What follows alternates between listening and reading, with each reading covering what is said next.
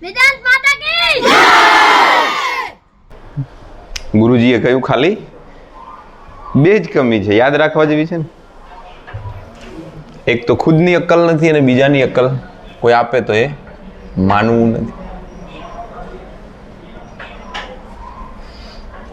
તો બહુ જ સાવધાની રાખવાની જરૂર છે વિદ્યાર્થી અવસ્થામાં. શબ્દ બહુ નાનો છે, સાવધાન. અને બીજો એક શબ્દ છે સુકૃત, સુકૃતિ. સાવધાની અને સુકૃતિ. સાવધાન રહો, કોઈ વાતોમાં વહી જતા નથી ને, કોઈ આકર્ષણોમાં આવી જતા નથી ને. સાવધાન રહો. અને સુકૃત, શું સારું કૃત કરો, સારું કામ કરતા રહો. સેવા પરાયણ રહો, કોઈની સેવા લેવામાં ન માનો. રાજકુમાર જતો હતો અને ઘોડા ઉપર એની જે હાથમાં છડી હતી એ નીચે પડી ગઈ. તો રાજકુમાર ઘોડા ઉપરથી ઉતરી નીચે છડી લે છે. કેટલાય લોકો ત્યાંથી અવર જવર કરતા હતા. કોઈએ કહ્યું કે રાજકુમાર તમે અમને કહ્યું હોત તો અમે બી છડી આપી દોત તમને, નીચે ઉતરવાની શી જરૂર? ઘોડા ઉપરથી ઉતર્યા, વળી ચડ્યા, છડી લીધી બધું. રાજકુમાર કે હું તમારી સેવા કેમ લઉં, અને અત્યારે તો તમારી સેવા લઈ લો પણ પછી એ સેવા ચૂકવવાનો અવસર મને ક્યારે મળે? ક્યારે કોઈ ઘોડા પર તમે બેસો અને પછી તમારી છડી પડે અને હું આપી અને મારો આ બદલો ઉતારું? વાત નાની છે.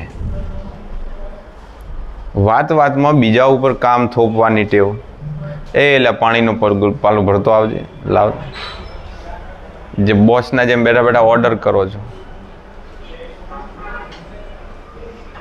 કેમ કોઈની સેવા લેવી? અને વિદ્યાર્થી અવસ્થામાં તો વધારેમાં વધારે સેવા કરવી જોઈએ.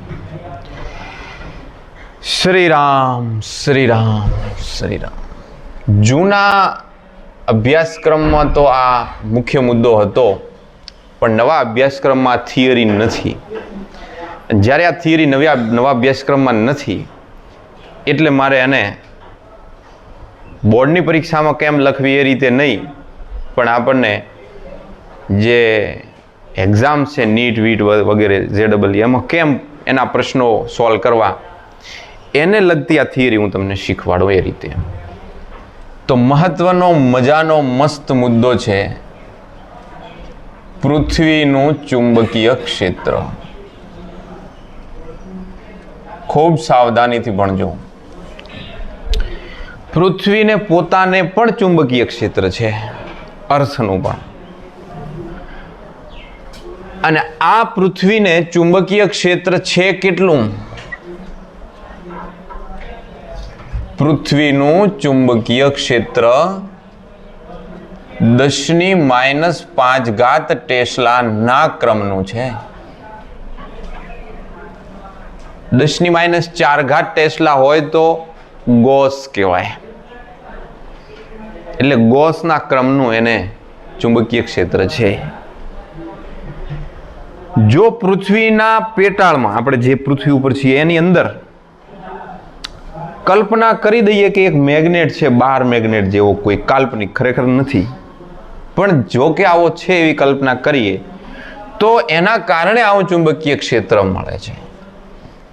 આ ઉપરાંત તેની ચુંબકીય ડાયપોલ મોમેન્ટ, જેને આપણે એમ કહીએ છીએ અને આને કહીએ છીએ બી, તો આ મોમેન્ટ છે એ 10⁻22 જૂલ ઇન્ટુ ટેસ્લા અથવા એમ્પિયર ઇન્ટુ મીટર સ્ક્વેર ક્રમની હોય છે. મોમેન્ટ આટલી અને મેગ્નેટિક ફિલ્ડ આટલી હોય છે પૃથ્વીની. 10⁻⁵ એટલે બહુ ઓછી કહેવાય, વધારે ના કહેવાય, ઘણી વધારે નથી. તો પૃથ્વીનું ચુંબકીય ક્ષેત્ર છે કેમ? એક ઇલેક્ટ્રોન છે, એ ઇલેક્ટ્રોન વર્તુળ ગતિ કરી રહ્યો છે, યા પછી પોતાનું ધરીભ્રમણ કરી રહ્યો છે. તો ઇલેક્ટ્રોનની જ્યારે ગતિ થાય છે ત્યારે ઇલેક્ટ્રોનનું વહન એટલે વિદ્યુત પ્રવાહનું વહન. ઇલેક્ટ્રોન આમ ગયો, પ્રવાહ આમ ગયો કહેવાય. ઇલેક્ટ્રોનની ગતિની વિરુદ્ધમાં આપણે કરંટ ગણીએ છીએ. મને આઈ ચાલુ છે, ઇલેક્ટ્રોન આમ આમ આમ આમ ફરી રહ્યો છે વર્તુળાકાર, તો પ્રવાહ આ રીતે આઈ છે. અને જે દિશામાં આઈ હોય એના કારણે જમણા હાથના અંગૂઠાના નિયમ અનુસાર બી ક્રિએટ થઈ જાય. પૃથ્વીના પેટાળમાં લિક્વિડ ફોર્મમાં અન્ય ફોર્મમાં કેટલી બધી મેટલ છે, લાવા સ્વરૂપમાં ધાતુઓ છે, ખનિજો છે, અને એમાંના જે આયનો છે એ આયનોનું ભ્રમણ થઈ રહ્યું છે, એટલે કે ઇલેક્ટ્રોન્સ બી ફરી રહ્યા છે જોડે જોડે, અને એ ભ્રમણના કારણે કદાચ આટલા મોટા પ્રમાણમાં આપણને મેગ્નેટિક મોમેન્ટ મળતી હશે, અને એના કારણે એનું ચુંબકીય ક્ષેત્ર અમુક ટેસ્લાના ક્રમનું એટલે કે ગોસના ક્રમનું આપણને મળતું હશે. આવી એક વૈજ્ઞાનિક ધારણાઓ છે. પણ જ્યારે વિદ્યાર્થી તરીકે આપણે આ વસ્તુને સમજવી હોય ત્યારે થોડુંક સહેલું કરવું પડે. આ પૃથ્વી, આ જે પૃથ્વી છે એની આ અક્ષ જે ઊભી અક્ષ છે,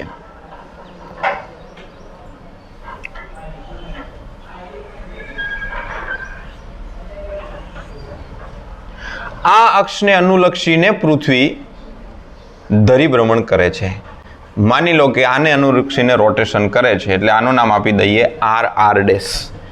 આવી રીતે ભ્રમણ થાય પૃથ્વીનું, હે ને? પૃથ્વી આમ ફરે છે, પશ્ચિમથી પૂર્વ પૃથ્વી ફરે છે, એટલે સૂર્ય પૂર્વથી પશ્ચિમ જતા દેખાય છે. આ જે પૃથ્વી છે એના બે સરખા ભાગ પાડતી કોઈ રેખા હોય તો એને વિષુવ રેખા કહેવાય.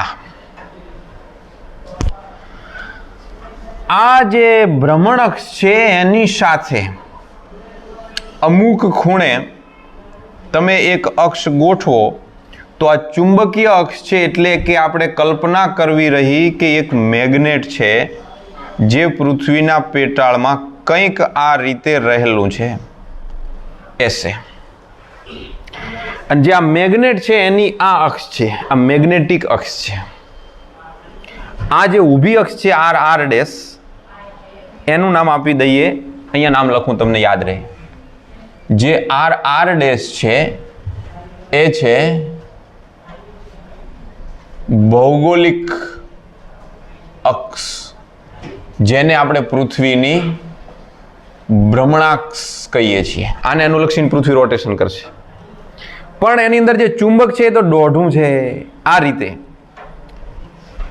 એનું નામ આપી દઈએ MM'. આ રીતે રહેલું છે.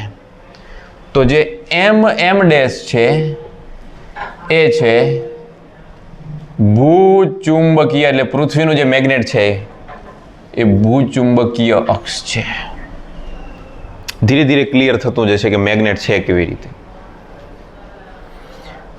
ભાઈ આ ધ્રુવ કયો? તો કે નોર્થ. કોનો? ભૌગોલિક. એટલે ભૌગોલિકને આપણે જે ભૂગોળ છે, શબ્દ શું વપરાય છે? જીઓ, GEO. આ જીઓગ્રાફિક નોર્થ છે. આ જીઓગ્રાફિક નોર્થ છે એટલે એનું નામ આપી દીધું N ની પાછળ G. અને આ જીઓગ્રાફિક સાઉથ છે. પૃથ્વીનો આ ઉત્તર ધ્રુવ છે, આ દક્ષિણ ધ્રુવ છે, રાઈટ? ચુંબક માટે આ ચુંબકનો નોર્થ છે. તો મેગ્નેટિક છે એટલે NM, અને આને કહીશું NS. હકીકતમાં આવું નથી. જો તમે ડિટેલમાં દેખો તો ચુંબક જે અંદર છુપાયેલું છે એનો આ તરફ સાઉથ પોલ છે અને આ તરફ નોર્થ પોલ છે. એટલા માટે અહીંયાથી ક્ષેત્ર રેખાઓ નીકળશે નોર્થમાંથી અને સાઉથમાં એન્ટર થઈ જશે. તમે જો ચુંબકીય સોયને લાવો અને ચુંબકીય સોયનો આ માર્કરનું ઢગણું છે એ જો નોર્થ છેડો હોય ને આ પૂંછડું છે એ સાઉથ છેડો હોય તો ચુંબકીય સોયને જો લટકાવો તો ચુંબકીય સોયનો ઉત્તર આપણા ઉત્તર તરફ રહેશે, દક્ષિણ આપણા દક્ષિણ તરફ રહેશે. યા 12 મેગ્નેટ લટકાવો તો બી એનો નોર્થ તરફ અને સાઉથ. આપણે એવું જ બોલીએ છીએ ને કે ચુંબકને હવામાં લટકાવતા એનો જે છેડો ઉત્તર તરફ રહે અને ઉત્તર ધ્રુવ કેવો, તો આ એનો ઉત્તર ધ્રુવ છે. આ રીતે રહી તો એનો ઉત્તર ધ્રુવ આમ રહેશે. આ ચુંબકીય સોયનો ઉત્તર ધ્રુવ આમ રહે છે કારણ કે પૃથ્વીના ચુંબકનો ત્યાં સાઉથ છે જે નોર્થને આકર્ષે છે અને આ નોર્થ છે જે સાઉથને આકર્ષે છે. એટલે જેને આપણે ભૌમિતિક નોર્થ અથવા ચુંબકીય નોર્થ કહીએ, હકીકતમાં એ કયો છે? સાઉથ છે. તો ડિટેલમાં શું છે એ જુઓ ત્યારે સાઉથ છે. તો આ મેગ્નેટિક સાઉથ, આ મેગ્નેટિક નોર્થ થઈ ગયા. જે રીતે આડી અક્ષ આપણે દોરી એનું નામ આપી દીધું, માની લો કે એ ડેશ. તો જે એ ડેશ છે, જે પૃથ્વીના બે ભાગ કરે છે, એને કહેવાય છે ભૂ એટલે પૃથ્વી, મધ્ય એટલે વચ્ચોવચ્ચ રેખા. પૃથ્વીના બે સરખા ભાગ કરતી રેખા ભૂમધ્ય રેખા. થોડું હું તમને ભૂગોળ ભણાવી દઉં આજે તો. બીજું એનું નામ છે ઇક્વેટર એટલે કે વિષુવ રેખા. એ જ રીતે આ મેગ્નેટને પણ લંબરૂપે એક રેખા બનશે.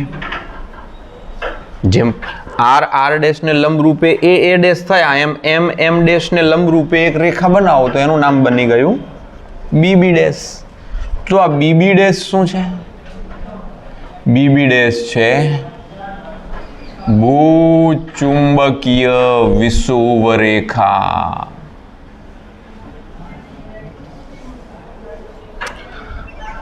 વિષુવ રેખા. હાલ રેખા દોરી છે મેં સીધી. પૃથ્વીનું જે આ ચુંબકીય ક્ષેત્ર છે એને જો દર્શાવીએ તો અહીંયાથી ક્ષેત્ર રેખા નીકળે છે, અહીંયાથી નીકળે છે. જો આ રીતે મેગ્નેટિક ફિલ્ડ છે એસે, આ રીતે મેગ્નેટિક ફિલ્ડ છે, આમ જઈ રહ્યું છે. કેટલીક ક્ષેત્ર રેખાઓ આ રીતે નીકળે છે અહીંયાથી. बात को बड़ी गहराई से समझने वाली है. દક્ષિણમાંથી ક્ષેત્ર રેખાઓ નીકળે છે અને આ ક્ષેત્ર રેખાઓ એન્ટર થાય છે અહીંયા આગળ. જો આ રીતે એન્ટર થઈ રહી છે, નોર્થમાં એન્ટર થાય છે. બીજી કેટલીક ક્ષેત્ર રેખાઓ બતાવી હોય તો કે અહીંયાથી નીકળી, તો આ રીતે ક્ષેત્ર રેખાઓ જઈ રહી છે. હકીકતમાં અહીંયા સપાટીને અડી અડીને બી જતી હશે, અહીંયા સપાટીને અડી અડીને બી જતી હશે. માની લો કે તમે અહીંયા ઊભા છો, આ રીતે અહીંયા તમે ચપુડા નાના ઊભા છો તો તમારી પાસેથી આમ જઈ રહી છે. જે લોકો પૃથ્વીના મધ્ય ભાગમાં રહેલા છે એમના માટે ક્ષેત્ર રેખાઓ આમ આવી રહી છે, આવી રીતે આવી રહી છે. પણ જે લોકો ધ્રુવો તરફ હોય, માની લો કે તમે ધ્રુવ પર છો તો તમારા માટે ક્ષેત્ર રેખા આમ આવી રહી છે તમારા પર, એ રીતે. તો ક્ષેત્ર રેખા લગાતાર પોતાના ખૂણા બદલી રહી છે. અહીંયા લંબરૂપે છે, અહીંયા સમાંતર થઈ જાય છે, એવી રીતે. આ જે ચુંબક છે પૃથ્વીનું, જે ચુંબકીય દિશા છે એ મુખ્ય અક્ષ સાથે અમુક ખૂણે છે. જો મૂળ ધ્રુવ નોર્થ અહીંયા છે અને ખરેખર નોર્થ આપણે જે પેલો લખ્યો તો મેં અહીંયા શું લખ્યું હતું? એન મેગ્નેટિસ. તો એન જી અને એન એમ એક નથી, એમની વચ્ચે ખૂણો છે.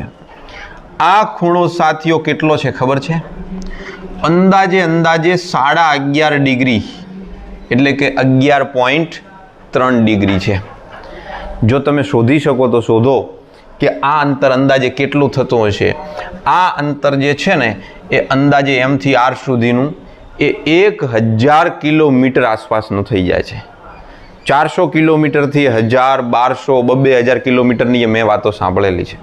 આપણે કેલ્ક્યુલેશનથી સમજીએ કેવી રીતે કે ભાઈ ખૂણો બરાબર ચાપ શોધવો છે અને ભાગ્યા ત્રિજ્યા, પૃથ્વીની ત્રિજ્યા કેટલી? 6400 કિલોમીટર. તો ખૂણો કેટલો છે? 11.3 ડિગ્રી. 11.3 ડિગ્રી ગુણ્યા પાઈ ભાગ્યા કરી દો 180 ગુણ્યા 6400 કિલોમીટર ઇઝ ઇક્વલ ટુ આપણને આ ચાપ મળી જશે. માટે ચાપ ઇઝ ઇક્વલ ટુ 6400 ગુણ્યા 11.3 ગુણ્યા 3.14 ભાગ્યા 180. બોલો શું જવાબ આવ્યો?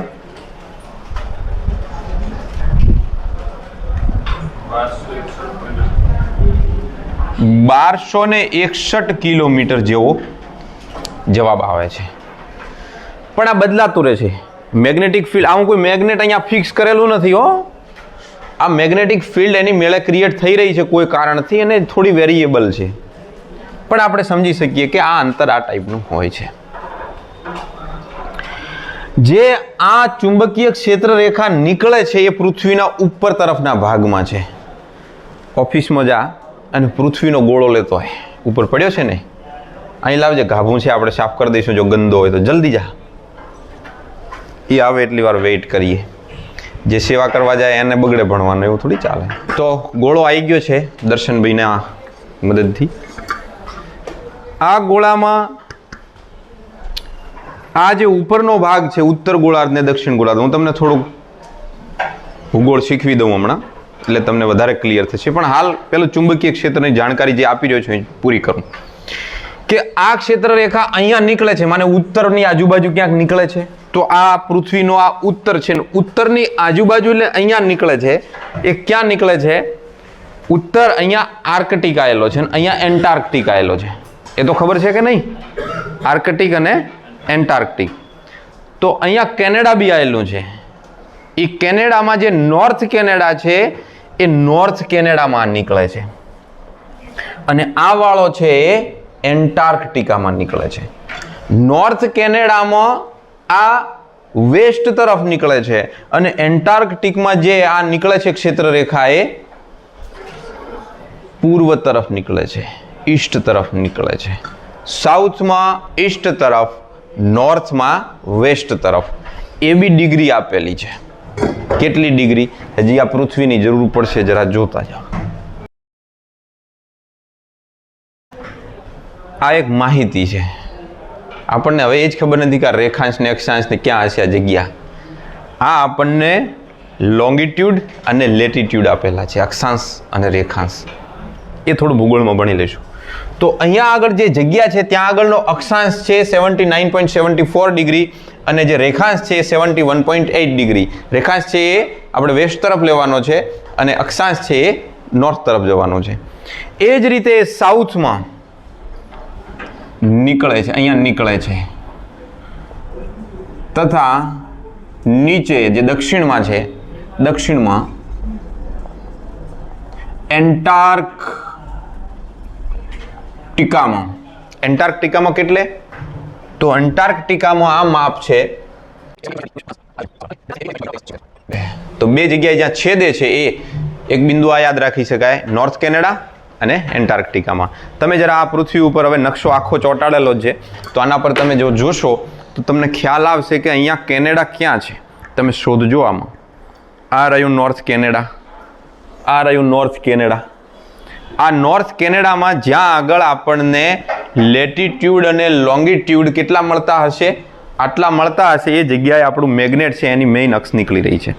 અને નીચે દક્ષિણ તરફ તો અહીંયા એન્ટાર્કટિકા આખો આપેલો છે. જો આખો એન્ટાર્કટિકા, આખો મહાસાગર અહીંયા આગળ આપેલો છે.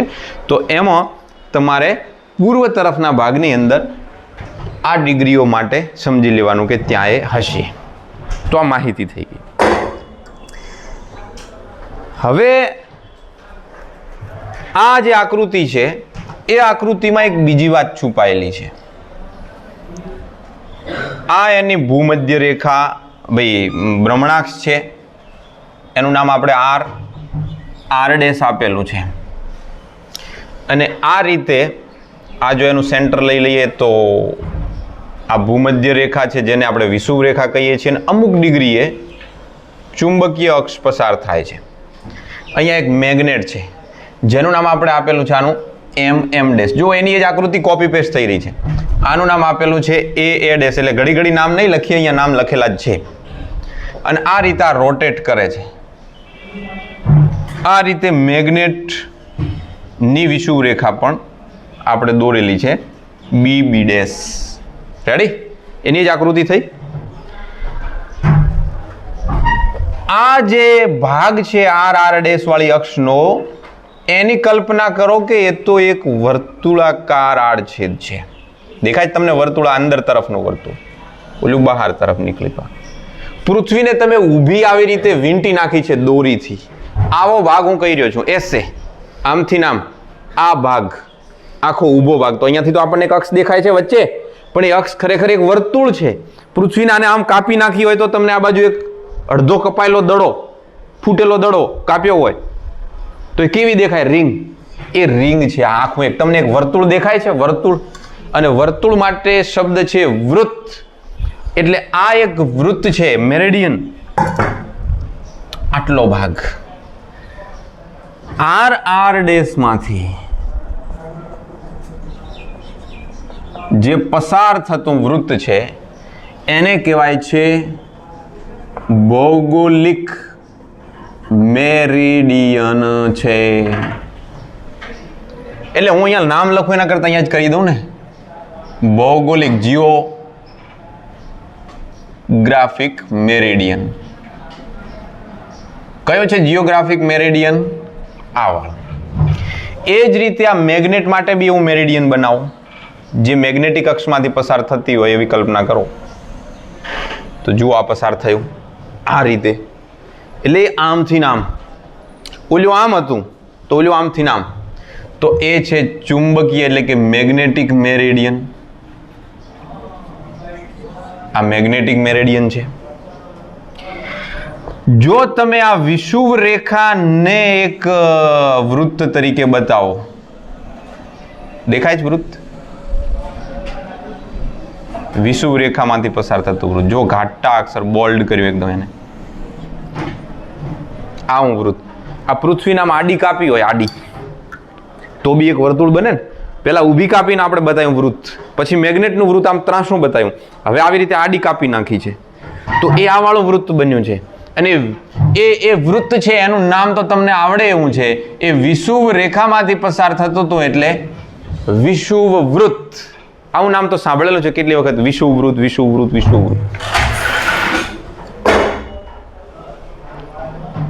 એવી રીતે આમાંથી પસાર થતું છે ચુંબકીય વિષુવવૃત્ત.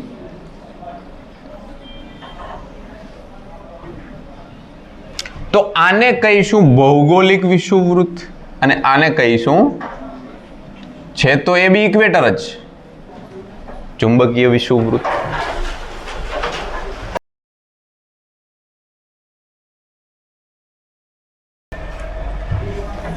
આ છે આપણી પૃથ્વી. આ પૃથ્વી ઉપર આપણે જે જીપીએસ સિસ્ટમ કામ કરે છે, આપણું સ્થાન ક્યાં છે દર્શાવવાની વાત થતી હોય, ત્યાં આગળ બે વસ્તુઓ બહુ મહત્વની છે. એકનું નામ છે લોંગિટ્યુડ, આને કહેવાય રેખાંશ, આ લખજો ખાસ. અને બીજો છે લેટિટ્યુડ, જેને કહેવાય અક્ષાંશ. અક્ષાંશ છે એ આડી હોય અને રેખાંશ છે એ ઊભી હોય. એ બી હું તમને કહી દઉં. અક્ષાંશ કેવી હોય? આડી રેખાઓ જે વિષુવવૃત્તને સમાંતર હોય, અને રેખાંશ કેવી હોય? ઊભી રેખાઓ. લોંગિટ્યુડ એન્ડ લેટિટ્યુડ અંગ્રેજી નામ પણ કામના છે. માની લો કે આ આપણી ભૂમધ્ય રેખા છે, આનું નામ શું આપ્યું છે? વિષુવ રેખા. જો કે આ રેખા નથી, આમ વર્તુળ છે, વૃત્ત છે, આ વિષુવ વૃત્ત છે. પૃથ્વીને આખો આમ એક આંટો ફરે છે. હવે આ ગોળો છે, આ ગોળાને એક આખો આંટો જુઓ અહીંયા આગળ છે મધ્યમાં, આ આખો એક આંટો ફરી ગયા તમે, ગોળ ગોળ ગોળ ગોળ ગોળ.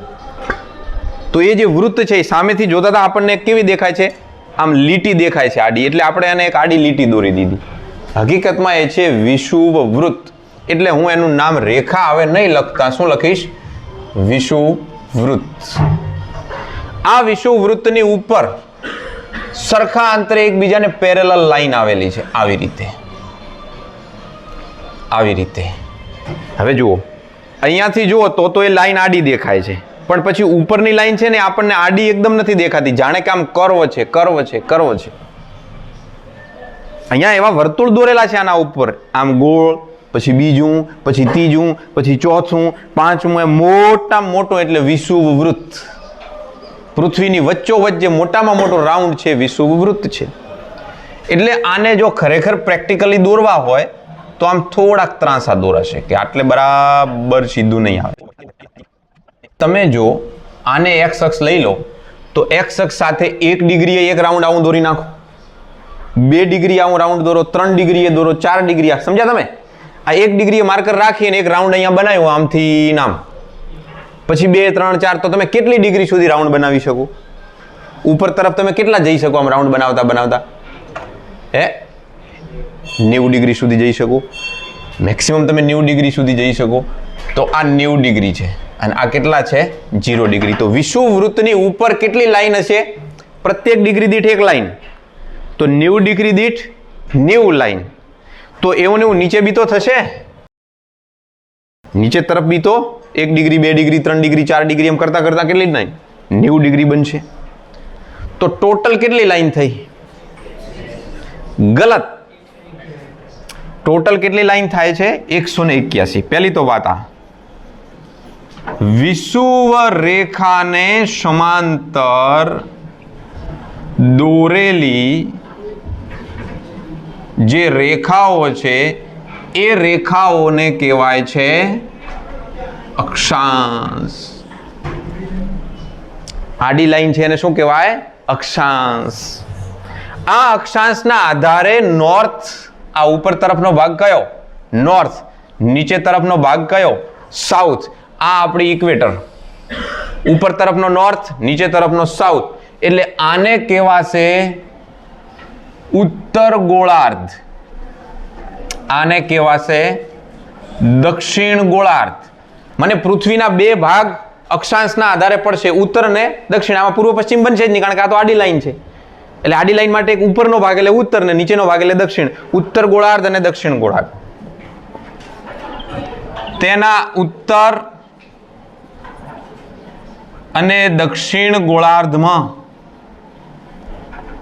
1 ડિગ્રીની અંતરથી જો આવી લાઈન બનાવીએ તો ટોટલ અક્ષાંશ, ટોટલ લેટિટ્યુડ કેટલા બનશે? તો ઉપર તરફના 90, આ ઉત્તરના, નીચે તરફના 90, આ કયા? દક્ષિણના, અને વત્તા એક કોણ? ખુદ ઇક્વેટર, ખુદ વિષુવ.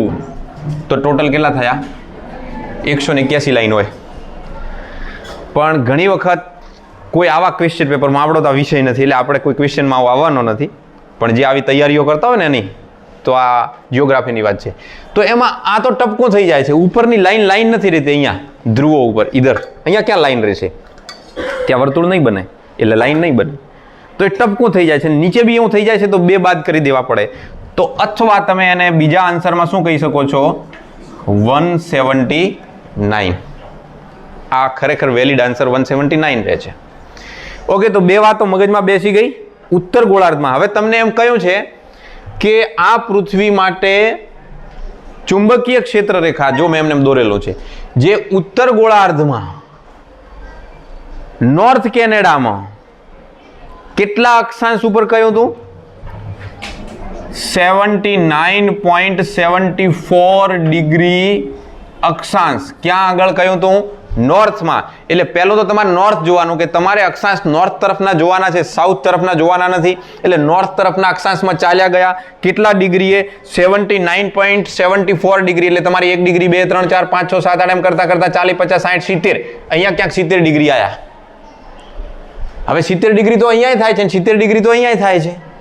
બે બાજુ 70 ડિગ્રી થાય રહ્યા છે, બધી બાજુ થાય છે. આમ જુઓ તો ત્યારે પછી આપણે એનો રેખાંશ જોવો પડશે. રેખાંશ છે એના પૂર્વ અને પશ્ચિમ 2 ભાગ પાડશે. અક્ષાંશમાં ક્લિયર થયું કે નહીં? અક્ષાંશ તો નોર્થ અને સાઉથ 2 ભાગ પાડશે. પ્રત્યેક લાઈન 1 ડિગ્રીના અંતરે છે, બધાને સમાંતર છે. અને પ્રત્યેક લાઈનમાં જે ઉપરની આમ લાઈન છે 90 છે, નીચેની લાઈન 90 છે, વચ્ચેની લાઈન 1 એટલે 181 અથવા ઉપરના 2 ટપકા ગાડી નાખો 179. એવી રીતે રેખાંશ કેવી રીતે હોય? આમ આ આપણી પૃથ્વી, અને આ પૃથ્વી માટે એની જે ભ્રમણાક્ષ છે વચ્ચેની, આ વૃત્તની કલ્પના કરો આવી રીતે. આમ ઊભી લાઈન, આમ ઊભી લાઈન, આની આ રીતે લાઈન. તો આમાં એક લાઈન એવી છે કે જેને 0 ડિગ્રી ગણવાની, ઊભી. માની લો કે આપણે વાય અક્ષ લીધી, તો એક લાઈન એવી છે જેને 0 ડિગ્રી ગણવાની. હવે આમાં કોને 0 ડિગ્રી ગણવી કહો? એટલે અહીંયા 0 ગણવી, આ કે મને ગણો, આ કે મને ગણો. તો આમાં ઉત્તર દક્ષિણ પૂર્વ પશ્ચિમ કયો રહ્યું? આનાથી આ બાજુનું પૂર્વ ના પશ્ચિમ, વળી આ ફરી નામ થઈ ગયું. આ કે આ તો લાઈન આ થઈ ગઈ. તો જે પેલા પૂર્વ હતું વળી પશ્ચિમમાં જતું રહ્યું. એટલે આપણે નથી કહેતા પશ્ચિમના દેશો અને પૂર્વના દેશો, આવું બી તો આપણે બોલીએ છીએ. આના માટે નક્કી કરવામાં આવ્યું છે. કેમ એનું કારણ તો મને ખબર નથી, પણ ઇંગ્લેન્ડના એક સિટીનું નામ છે ગ્રીનવિચ. આ સ્થળ છે. આ ગ્રીનવિચમાંથી એક લાઈન પસાર જે થાય છે, જે રેખાંશ પસાર થાય છે, એ રેખાંશને 0 ડિગ્રી લેવામાં આવી છે.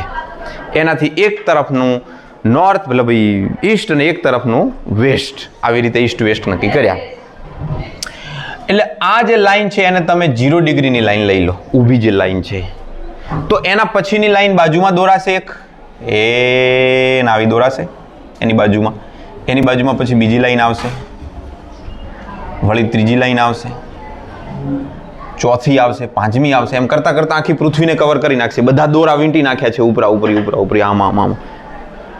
હા, સમજ में आ रहा है? એક લાઈન આમ દોરી, એની બાજુમાં બીજી દોરી. ચલો આપણે નાનામાં નાનું માપ લઈએ છીએ 1 ડિગ્રીનું.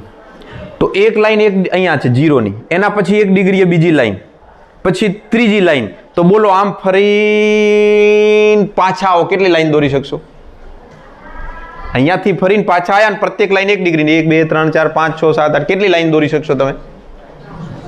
360 લાઈન દોરાશે. સમજ્યા કે નહીં? ટોટલ 360. એ 360માં આપણે ભાગ પાડી દીધા કે ભાઈ આ ભાગ તો ઈસ્ટ વાળાનો છે, તો ઈસ્ટ તરફ કેટલી લાઈન આવશે? 180 ડિગ્રી એટલે 180 લાઈન આવશે. અને આ તરફ બી કેટલી આવશે? 180 લાઈન. જોકે વચ્ચેની લાઈન વળી એમાંય ગણતરીમાં તો આવી ગઈ, પણ ફરીને પાછા આવો એટલે 360 એટલે વળી 0ની ગણી લઈએ છીએ, એટલે આપણે 180 ની ગણતરી મારશું. આ કઈ તરફ આવી ગયું? વેસ્ટ તરફ. ક્લિયર થયું તમને? વેસ્ટ અને ઈસ્ટમાં, નોર્થ અને સાઉથમાં આવી રીતે પૃથ્વીના 4 ભાગ છે. હવે આ બંનેને જો કમ્બાઈન કર્યું હોય, ભેગું કર્યું હોય, તો એવો એક ભાગ બનાવીએ. આ આખી અલગ જ રેખાઓને આપણે રાખીએ અને આનો એક ભાગ બનાવીએ કે ચલો આ રીતે બધી લાઈન છે. જો અહીંયા જતા આ લાઈન છે થોડી વધારે દૂર હોય છે. જેમ જેમ તમે ધ્રુવો તરફ જાઓ એમ એ બંને વચ્ચેનું અંતર ઘટતા બિલકુલ અંતર શૂન્યવત થઈ જાય છે ધ્રુવો પર. આ બાજુ બી હશે, મેં દોરી નથી આકૃતિને ક્લિયર રાખવા માટે. તો તમે આમ ઊભી જે લાઈન દોરો છો એ છે રેખાંશ. ક્યાંથી એને ગણવામાં આવી છે? ગ્રીનવિચમાંથી. અને ટાઈમ પણ આ રેખાંશના આધારે, કારણ કે સૂર્યની ગતિ આ રેખાંશના આધારે બદલાઈ રહી છે લગાતાર, એટલે એના માટે સમયનું માપન કરવા માટે GMT એવો શબ્દ વપરાય છે. આનું પૂરું નામ યાદ રાખવા જેવું છે જનરલ નોલેજ માટે, ગ્રીનવિચ મીન ટાઈમ. પાછળ શબ્દ લાઈન લગાડો તો લગાડો, બાકી ગ્રીનવિચ મીન ટાઈમ. મીન એટલે એવરેજ, ટાઈમ સમય. ક્યાંના માટેનો સમય ગણ્યો છે તમે? ગ્રીનવિચથી ટાઈમ લેવાય છે. હવે આ ગ્રીનવિચ ભૂલતા નહીં હો. ગ્રીનવિચ તો કોઈ બી પૂછે કે તમે ગ્રીનવિચનું નામ સાંભળ્યું? યસ, કે ઇંગ્લેન્ડનું એક સ્થળ છે જ્યાં આપણું લોંગિટ્યુડ પસાર થાય છે. હવે આમાં પૃથ્વીને શું અસર છે કે જે આ વિષુવવૃત્ત છે, આ જે વિષુવવૃત્ત છે ત્યાં આગળ તમે જુઓ તો મોટામાં મોટું વૃત્ત વિષુવવૃત્ત છે. અને મોટા વૃત્ત આગળ પૃથ્વીની સ્પીડ વધારે આપણને મહેસૂસ થાય. 3 થી 4 કિલોમીટર પ્રતિ કલાકનો વધારો આવી જાય છે ઉપરની રેખાઓ કે નીચેની રેખાઓ કરતા. ભારતમાં ત્રિવેન્દ્રમ પાસેનું થુંબા નામ છે, ત્રિવેન્દ્રમ પાસેનું થુંબા આ રોકેટ પ્રક્ષેપણ માટેનું કેન્દ્ર છે. જ્યાંથી આપણા રોકેટ જે લોન્ચ થાય છે એ અહીંયાથી થાય છે, ત્રિવેન્દ્રમ પાસેનું. એક તો દરિયો નજીક, બીજું કે એ ઇક્વેટરની નજીકનું સ્થળ છે, ત્યાંથી ઇક્વેટર પસાર થાય છે. અને જ્યાં ઇક્વેટર પસાર થતી હોય, મેગ્નેટિક ઇક્વેટર પસાર થાય છે, ત્યાં આગળ પૃથ્વીની ગ્રેવિટી ઓછી અનુભવાય, ઉપરાંત એને એલિવેશન વધારે મળે અને એને દિશા નક્કી કરવા માટે વધારે આમ તેમ ન કરવું પડે, બંને બાજુ બેલેન્સ હોય ગ્રેવિટી. એટલા માટે આપણે એવા સ્થળ પસંદ કરીએ છીએ જ્યાં આગળ ઇક્વેટર, જ્યાં આગળ લેટિટ્યુડ હોય. આઈડિયા આવે છે? કેટલું ઊંડું સાયન્સ ને આટલું બધું આપણે કરી ચૂક્યા છીએ. માનવ પ્રજાતિ આ બધું કરી ચૂકી છે, જેનું આપણે એક નાની ઝાંખી જોઈ રહ્યા છીએ ભૂગોળ. એટલે ભૂગોળ બહુ ઇન્ટરેસ્ટિંગ સબ્જેક્ટ બની જાય છે. હવે જરા આ અક્ષાંશ તો શીખી લીધું. હવે આપણે બીજું અહીંયા શું લખ્યું હતું? રેખાંશ. મેં લખ્યા હતા 71.8 ડિગ્રી રેખાંશ અને લખ્યું હતું W માને વેસ્ટ. વેસ્ટ તરફ નીકળે છે આ. ઉત્તર કેનેડામાં તો જુઓ અક્ષાંશ જોવાની છે નોર્થ તરફની, એટલે તમારે નોર્થ તરફ ચાલ્યા જવાનું. કેટલા ડિગ્રીએ ચાલવાનું છે? 79.74 ડિગ્રી જાઓ આમ ઉપર તરફ 0 1 2 3 એમ 74 તો આપણે કહ્યું કે અહીંયા તો એમણે તરત કહ્યું કે વેસ્ટ તરફ જાઓ એટલે આપણે વેસ્ટ તરફની ડિગ્રી લીધી. હવે વેસ્ટ તરફ કેટલી ડિગ્રી? 71.8 ડિગ્રી. આ 71.8 ડિગ્રી કોનાથી? ઓલા ગ્રીનવિચથી. ગ્રીનવિચથી 0 ડિગ્રી 1 2 3 કરતા 71.8 ડિગ્રીએ જ્યારે તમે પહોંચશો આમ આડા આ પૃથ્વીમાં જ્યાં ગ્રીનવિચ સિટી માની લો કે અહીંયા છે આ લાઈન, ત્યાંથી તમારે વેસ્ટ તરફ 71.8 ડિગ્રી જતું રહેવાનું અને ઉપર તરફ તમારે 79.74 ડિગ્રી જવાનું. એ આ કેનેડા, ઉત્તર કેનેડા, અને ત્યાંથી લાઈન નીકળી રહી છે મેગ્નેટની. આ હું પ્રેક્ટિકલી આપણને સમજાઈ ગયું છે. એટલે ક્ષેત્રરેખાઓ આમથી આમ નીકળે છે ને આમથી આમ એન્ટર થઈ રહી છે. આટલું ભૂગોળ ખબર પડી તમને? તો હવે અક્ષાંશ રેખાંશ ભૂલશો નહીં. એક બીજું વળી તમને કહી દઉં, ક્યારેક આ તો કામ લાગે. આ તમારે કાંઈ લેવું છે આમાંથી? ચલો ઓલિયામાં આપી દઉં, આમાં. અહીંયા તમે ઉપર તરફ જાઓ અને જો 23.5 ડિગ્રી જાઓ, 23.5 ડિગ્રી, 23 ડિગ્રી અને 1/2, અને એમાંથી જે આપણું લેટિટ્યુડ નીકળી રહ્યું છે, એક વૃત્ત પસાર થઈ રહ્યું છે. વૃત્ત એટલે સમજો પાછળ આમથી આમ વર્તુળ આમ ફરીને આવી રહ્યું છે. આને કહેવામાં આવે છે કર્કવૃત્ત. નામ સુના है कहीं कर्कवृत्त का? 23.5 ડિગ્રીએ. અને સાઉથ તરફ એટલા ને એટલા ડિગ્રીએ તમે જાઓ, કેટલા? 23.5 ડિગ્રીએ, તો એને કહેવાય છે મકરવૃત્ત. સૂર્ય મકર રાશિમાં પ્રવેશે, આ મકર વૃત્તમાં પ્રવેશે છે. ખરેખર એ લાઈન ઉપર હવે સૂર્ય આપણને પૃથ્વી પરથી એ લાઈનમાં ગતિ કરતો દેખાય છે, એટલે એને મકર વૃત્ત કહેવાય. ત્યારથી મકર સંક્રાંતિ, મકર રાશિમાં મકર વૃત્તમાં સૂર્યની એન્ટ્રી થઈ એટલે મકર સંક્રાંતિ. આ બે આપણી પાસે નજીકના વૃત્ત છે જેના આધારે પૃથ્વીનું નમન છે. પૃથ્વી સૂર્યમંડળની અંદર આવી રીતે નમેલી છે. દેખો આ સ્ટેન્ડ કોઈ દાડો વિચાર્યો કે દોઢું કેમ સ્ટેન્ડ છે? કોઈ દાડો આમ ચમાપ્યું નથી. પૃથ્વી આ રીતે મોશન કરી રહી છે, આમ દોઢી છે ને પાછી ફરી રહી છે, આમ ફરતી ફરતી સૂર્યની આજુબાજુ જાય છે. ફિઝિક્સના સાહેબ ભૂગોળના બની ગયા છે. આ ઉપરાંત વળી થોડાક તમે જો ઉપર જાઓ, આ ઉત્તર ગોળાર્ધ છે. ઉપર જો તમે 66.5 ડિગ્રી જાઓ તો ત્યાં આર્કટિક વૃત્ત છે. અને એટલા ને એટલા નીચે આવો 66.5 ડિગ્રી તો ત્યાં છે એન્ટાર્કટિક વૃત્ત. તો આવા બી નામ આપણને ક્યારેક કામ લાગે. કયું વૃત્ત છે? ઝડપથી લેજો જે લેવું હોય. પૃથ્વીના ચુંબકીય ક્ષેત્રમાં મેગ્નેટિક ડેક્લિનેશન એક ખૂણો છે જેને ડેક્લિનેશન કહે છે. યાદ રહે ડેક્લિનેશન કોને કહેવાય? તો હવે તમારી પાસે છે કંપાસ, હોકા યંત્ર નામે કેવું છે? કંપાસ, જે ચુંબકીય સોય છે, જે તમને દિશા બતાવવાનું કામ કરે છે. હવે ચુંબકીય સોય કઈ દિશામાં રહેવાની? ચુંબકીય ક્ષેત્રની દિશામાં રહેવાની. અને આપણે તો હમણાં જોયું કે ભાઈ ચુંબકીય ક્ષેત્રની દિશા અલગ છે અને મૂળ દિશા અલગ છે.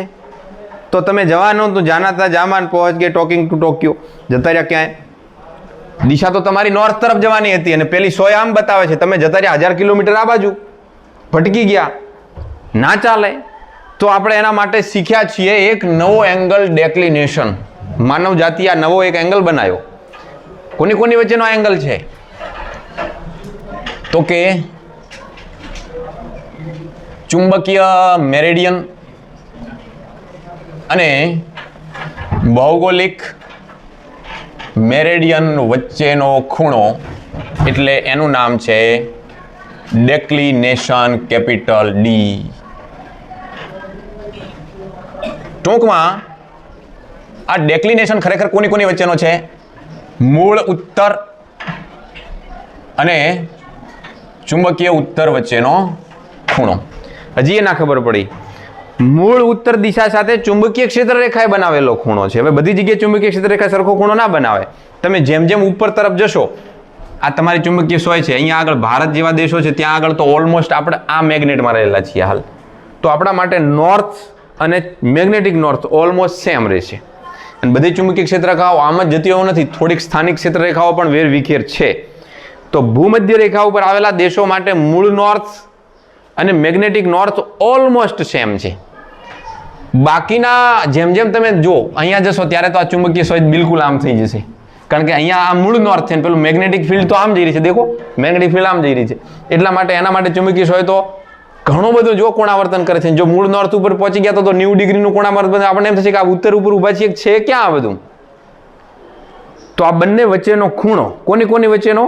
મૂળ અને મેગ્નેટ ની વચ્ચેનો જ્યાં ખૂણો આપણને મળતો હોય સ્થાનિક રીતે, એને ડેક્લિનેશન ડી કહીશું. ક્લિયર થયું? આ છે મૂળ દિશા, જેનું આપણે નામ આપ્યું છે RR, અને આ છે ચુંબકીય ક્ષેત્ર રેખા. આ ચુંબકીય ક્ષેત્ર સદિશ બી આમ પસાર થઈ રહ્યું છે પૃથ્વીનું. તો તમારી ચુંબકીય સોય આ દિશામાં રહેશે. તમારી ચુંબકીય સોય આ દિશામાં રહેશે. આ ખૂણાને કહેવાય છે ડી. આ ખૂણાને ડી કહેવાય છે. એનું મૂલ્ય બી એક પુસ્તકમાં ક્યાંક આપેલું છે, દિલ્હી માટે અને મુંબઈ માટેનું. દિલ્હી માટેનો અને મુંબઈ માટેનું મૂલ્ય તમે જુઓ ને તો 1 ડિગ્રી બી પૂરું નથી. મુંબઈ માટે મૂલ્ય કંઈક 0 ડિગ્રી અને 56 કળા છે કે 58 કળા છે મારા ખ્યાલથી, થોડો આગા પાછું હોઈ શકે. મુંબઈ માટે આ મૂલ્ય છે 0 ડિગ્રી અને 58 કળા, અને દિલ્હી માટે આ મૂલ્ય છે ડીનું 0 ડિગ્રી અને 46 કળા. હવે તમે જુઓ તો ખરા, 1 ડિગ્રી એ પૂરતું મૂલ્ય નથી. એટલે લગભગ આપણા દેશમાં સાચી જ દિશા આપણને પેલી મેગ્નેટિક સોય કંપાસ છે એ બતાવશે. પણ આપણે મૂળ દિશા સાથે સૂર્યની ગતિના આધારે આપણે મૂળ ઉત્તર દક્ષિણ નક્કી કરી શકીએ કે સૂર્ય આમ જાય છે એટલે પૂર્વ પશ્ચિમ, તો આ ઉત્તર દક્ષિણ હશે. એની સાથે આપણા કંપાસની દિશાથી તમને આ ડેક્લિનેશન આસાનીથી તમે માપી શકો છો. એટલે તમે જો કદાચ દોઢા જતા હો તો એટલો ડેક્લિનેશન બાદ કરીને તમારે મૂળ દિશામાં જતું રહેવાનું. આવી રીતે ગતિ નક્કી થઈ જાય. આ ડેક્લિનેશન છે ને એ તો આમ સમક્ષિતિજ ખૂણો છે કે જે દિશામાં જતા હતા એની સાથે કેટલો મેગ્નેટે કેટલો ખૂણો ચુંબકીય ક્ષેત્ર રેખાએ બનાવ્યો. પણ અહીંયા જુઓ તો ચુંબકીય ક્ષેત્ર રેખા પૃથ્વીની સપાટી સાથે પણ અલગ અલગ ખૂણો બનાવે છે. આ સપાટી છે તો જુઓ અહીંયા 90 ડિગ્રીનો ખૂણો છે. આ પૃથ્વીની સપાટી સાથે ખૂણો બદલાણો અહીંયા 0 ડિગ્રીનો ખૂણો થઈ ગયો વિષુવ રેખાઓ ઉપર, અને અહીંયા જતાં વળી ખૂણો વધ્યો ને વળી પાછો અહીંયા પૃથ્વી સાથે 90 ડિગ્રીનો ખૂણો થયો. તો ક્ષેત્ર રેખાઓ બીજો એક ખૂણો બનાવે છે ને એ ખૂણાનું નામ છે, બીજો જે મેગ્નેટિક ડેક્લિનેશન છે એમ બીજો ખૂણો છે એંગલ ઓફ ડીપ. એને I વડે દર્શાવીશું. આનું બીજું નામ છે ઇન્ક્લિનેશન. ડેક્લિનેશનનો ડી હતો તો ઇન્ક્લિનેશનનો I છે. આ એંગલને I વડે દર્શાવીશું. આપણી ચુંબકીય સોય આમ આડાઅવળી થવાની જગ્યાએ ઊંચા નીચી થતી બી હોય તો એ ચુંબકીય ક્ષેત્ર રેખાનો પૃથ્વીની સપાટી સાથેનો ખૂણો બતાવે છે.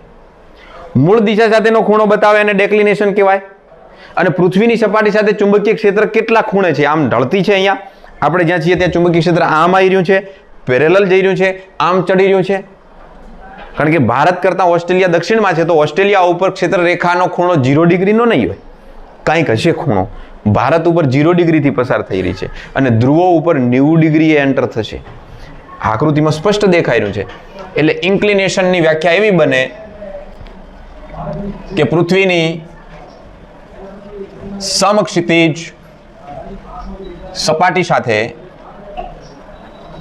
ચુંબકીય ક્ષેત્ર રેખા વડે બનતો ખૂણો એટલે ઇન્ક્લિનેશન I છે. I નો મતલબ થાય ક્ષેત્ર રેખા કેટલી નમેલી છે.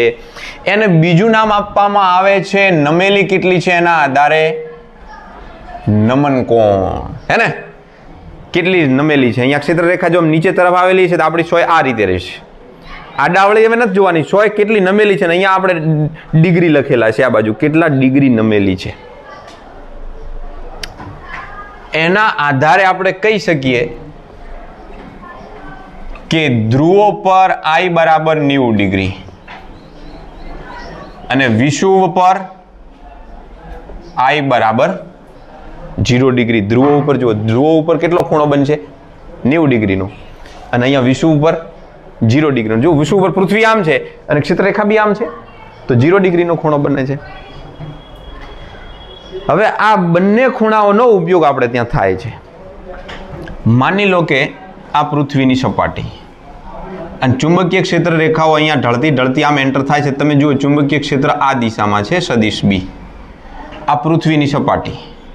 તો ચુંબકીય ક્ષેત્ર નથી આમ લંબરૂપે કે નથી આમ સમક્ષિતિજ રૂપે. ચુંબકીય ક્ષેત્રનો કાંઈક ઘટક બને છે.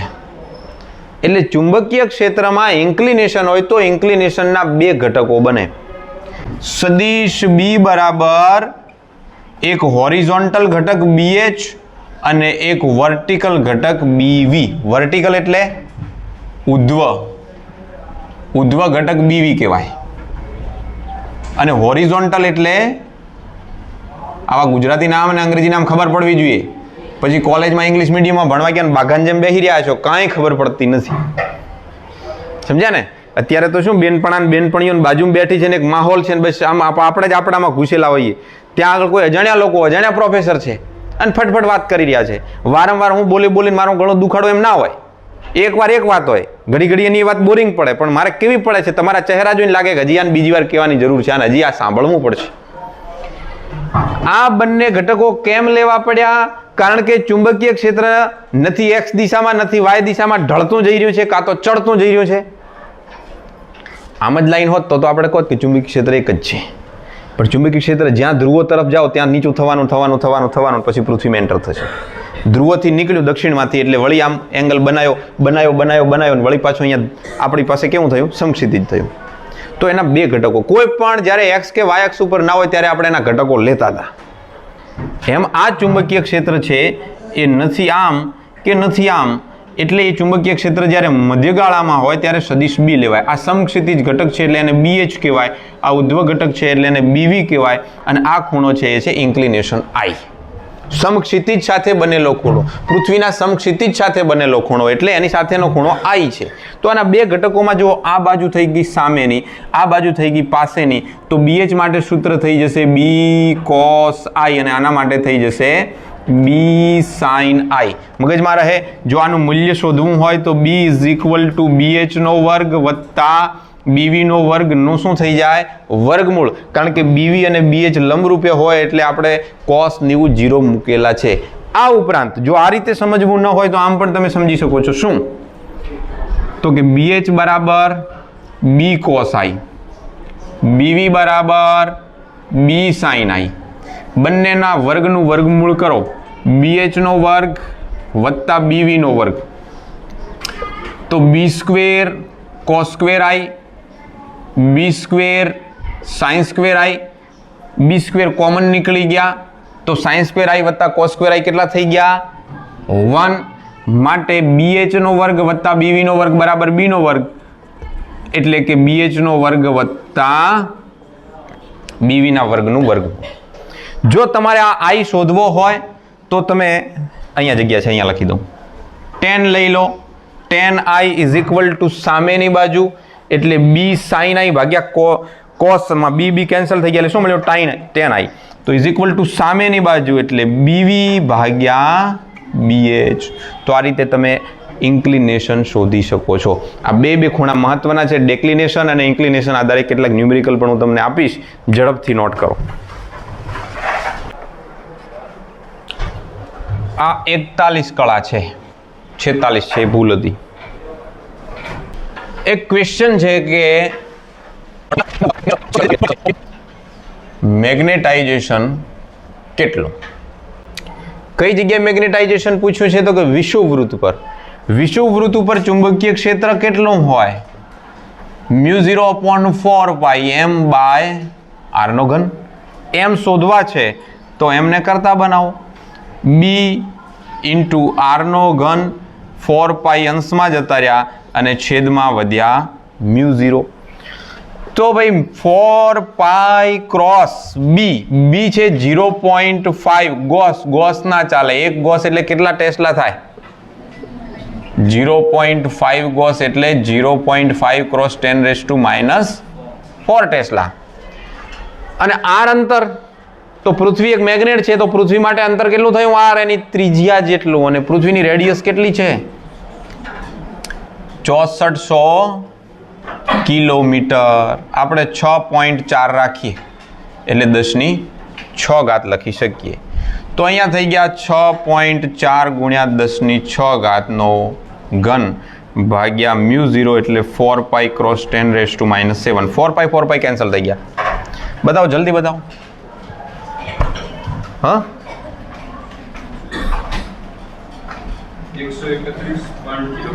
131.072 0.5 × 6.4 6.4 6.4 3 ટાઈમ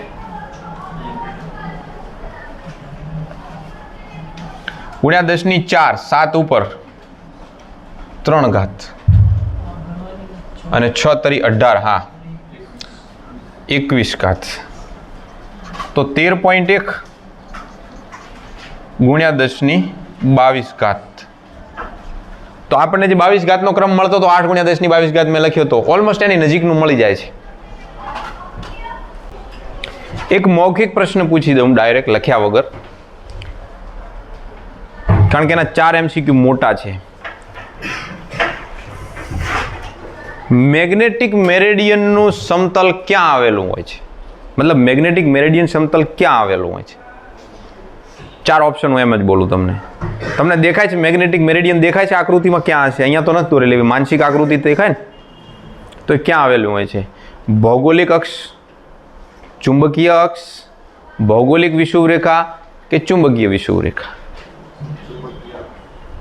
ક્યાં આવેલું હોય છે? ચુંબકીય અક્ષ ઉપર. જે ચુંબકીય અક્ષમાંથી વર્તુળ પસાર થતું હતું એ હતું મેગ્નેટિક મેરેડિયન. પછી એક પ્રશ્ન છે એ ટાઈપનો કે તમે ભૂચુંબકીય ધ્રુવ પાસે કોઈ સ્થળે તમે કોઈ સ્થળે ત્યાં આગળ સમક્ષિતિજમાં ભ્રમણ કરી શકે તેવી રાખેલી ચુંબકીય સોય કઈ દિશામાં રહેશે? તમે કંપાસ લઈને ગયા છો હોકાયંત્ર લઈને, તો હોકાયંત્ર અહીંયા તો તમને બતાવશે કે આ ઉત્તર દિશા છે અને આ દક્ષિણ દિશા છે, પણ તમે ધ્રુવ ઉપર લઈને જતા રહ્યા પૃથ્વીના ધ્રુવ ઉપર અહીંયા, તો અહીંયા ચુંબકીય સોય કઈ દિશામાં રહેશે? તમે છો ધ્રુવ ઉપર, તો ત્યાં ચુંબકીય સોય કઈ દિશામાં રહેશે? અહીંયા તો ઉત્તર ધ્રુવ ઉપર જ છે, કઈ દિશામાં રહેશે? તો ભાઈ અહીંયા આગળ ક્ષેત્ર રેખાઓ ચુંબકીય ઉત્તર ઉપર આવી રીતે એન્ટર થતી હોય અને આ રીતે એન્ટર થતી હોય ને ત્યાં આગળ જ આપણી ચુંબકીય સોય હોય, તો ચુંબકીય સોય કન્ફ્યુઝ થઈ જવાની. કારણ કે ચુંબકીય સોયને સમાંતર હવે ક્ષેત્ર નથી, આમ આવવાનું. આ મારો હથેળી છે, આ ચુંબકીય સોય છે, ક્ષેત્ર રેખા આમ આવે છે, એટલે કોઈ પણ દિશામાં રહેશે.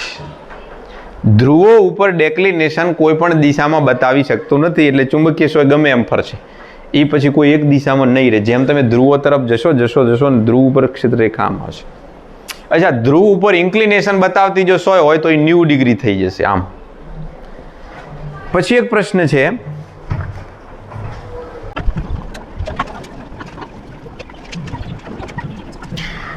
સમક્ષિતિજ ઘટક BH અને ઉધ્વ ઘટક BV સમાન હોય તો ત્યાં આગળ એંગલ ઓફ ડી પાઈ કેટલા હશે?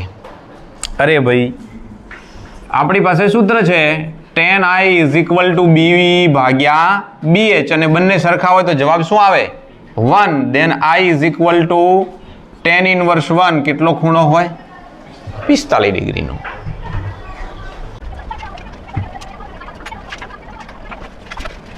કોઈ સ્થળે પૃથ્વીના ચુંબકીય ક્ષેત્રનો સમક્ષિતિજ ઘટક એટલે BH,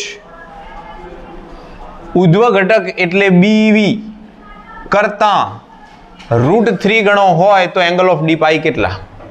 આપણે આ સ્થળે I શોધવાના છે, તો ફરીથી I શોધવા માટે સેમ ઇક્વેશન વાપરો. tan I બરાબર BV ભાગ્યા BH.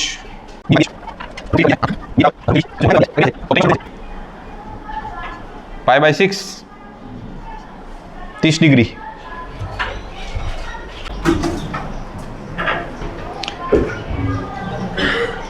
એક પ્રશ્ન એવો છે કે જે સ્થળે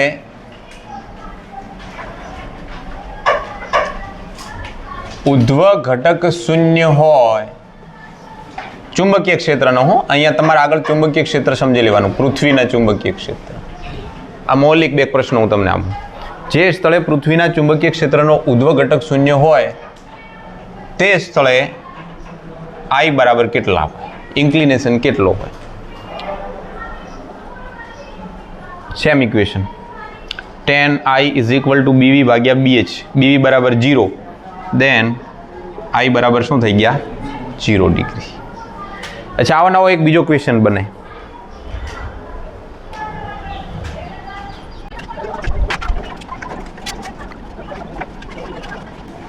ખૂણો નથી કયો કે એ સ્થળ કયું છે, જે સ્થળે સમક્ષિતિજ ઘટક શૂન્ય થાય એ સ્થળ કયું છે.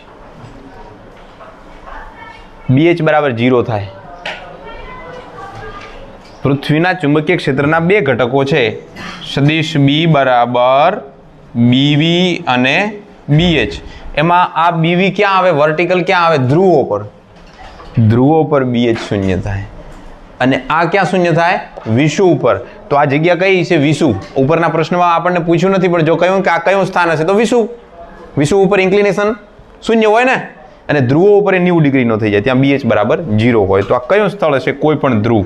જવાબ લખજો, કોઈ પણ ધ્રુવ, નોર્થ અથવા સાઉથ, કોઈ પણ ધ્રુવ હોય છે.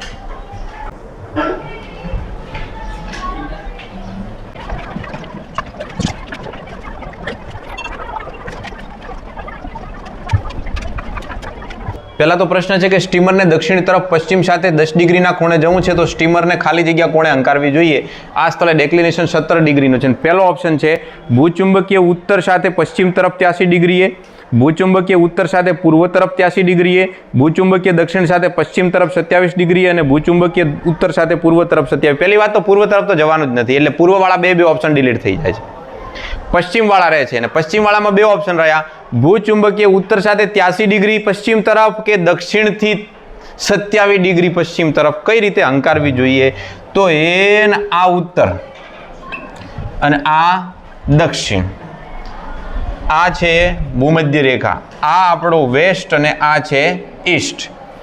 વેસ્ટ સાથે 10 ડિગ્રીના ખૂણે તમારે જવું છે. આ દિશા તમારી જવાની દિશા છે સ્ટીમરની, એટલે આ 10 ડિગ્રી છે.